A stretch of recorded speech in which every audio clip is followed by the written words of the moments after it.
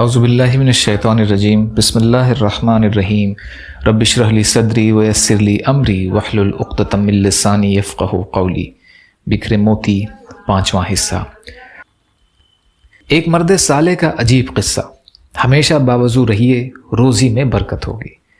حضرت فضل علی قریشی رحمۃ اللہ علیہ کی زمین تھی، اس میں خود ہل چلاتے تھے، خود پانی دیتے تھے، خود کاٹتے، خود بیج نکالتے، پھر وہ گندم گھر آتی تھی، پھر رات کو عشاء کے بعد میاں بیوی اسے پیسا کرتے اور اس آٹے سے بنی ہوئی روٹی خانقاہ میں مریدوں کو کھلائی جاتی تھی۔ آپ اندازہ کیجئے کہ حضرت رحمۃ اللہ علیہ یہ سب کچھ خود کرتے تھے۔ حضرت کی عادت تھی کہ ہمیشہ باوضو رہتے تھے، گھر والوں کی بھی یہی عادت تھی۔ ایک دن حضرت نے کھانا پکوایا اور خانقاہ میں لے آئے۔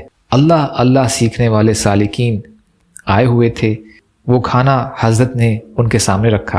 جب وہ کھانے لگے تو آپ نے ان سے کہا کہ فقیروں، حضرت قریشی مریدوں کو فقیر کہتے تھے۔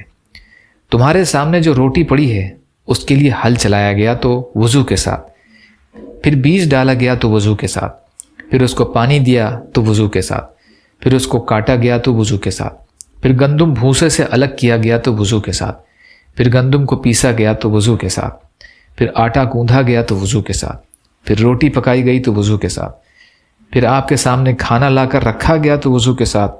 کاش کہ تم وضو کے ساتھ اسے کھا لیتے۔ حدیث شریف میں ہے، ہمیشہ باوضو رہیے، روزی میں برکت ہوگی۔ لمبی حدیث ہے، دیکھیے بکھرے موتی جلد 3 پیج 79۔ یا اللہ ہم سب کو کہنے سننے سے زیادہ عمل کی توفیق عطا فرما۔ یا اللہ مظلوم فلسطینیوں، کشمیریوں، روہنگیا مسلمان اور مسلمان جہاں بھی پریشان حال ہیں، ظالموں کے ظلم کا شکار ہیں، ان کی مدد فرمائیے۔ ہم سب کو اپنی استطاعت کے بقدر اپنا حق ادا کرنے والا بنائیے۔ جو مانگا وہ بھی عطا کر دیجئے، جو مانگنے سے رہ گئے وہ بھی عطا فرمائیے۔ سبحان ربک رب العزت عما یصفون وسلام علی المرسلین والحمد للہ رب العالمین برحمتک یا ارحم الراحمین لا الہ الا اللہ محمد رسول اللہ۔ السلام علیکم۔